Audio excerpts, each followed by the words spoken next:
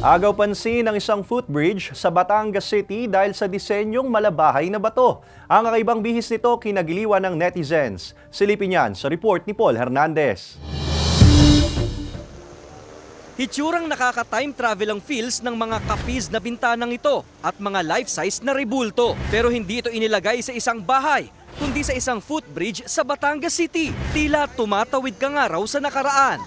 Mas ma-preserve yung cultural heritage na meron tayo dito sa Batangas City. Napaka-unique po niya at nagre-reminisce po siya sa design ng ating mga vintage houses po.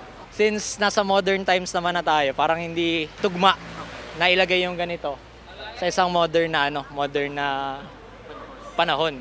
Nag-viral pa yan online ang i-post ni Teacher Jojo ang kuha niyang larawan na mistulang eksena raw sa nobelang No Limitang Hiren ni Jose Rizal. Kabanata 7, Suyuan sa Azotea. Pero ang version niya sa overpass. Kumbaga na preserve natin yung heritage at hindi nakakalimutan ng makabagong henerasyon na dumaan pala tayo sa ganitong panahon. Bukod pa nga sa disenyo ng kapis na bintana na nakakabit sa magkabilang bahagi nitong footbridge, meron ding balustre sa bahaging ito na ideya at inisyatibo mismo ng Cultural Affairs Committee ng Batangas City LGU.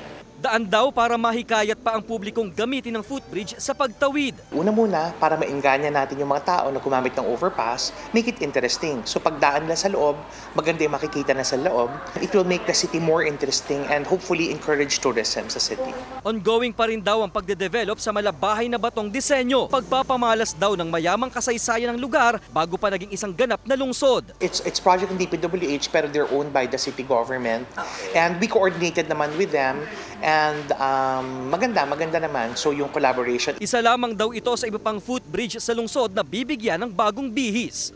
Kasama si Buhay Adante Jr., Paul Hernandez. Balitang Southern Tagalog.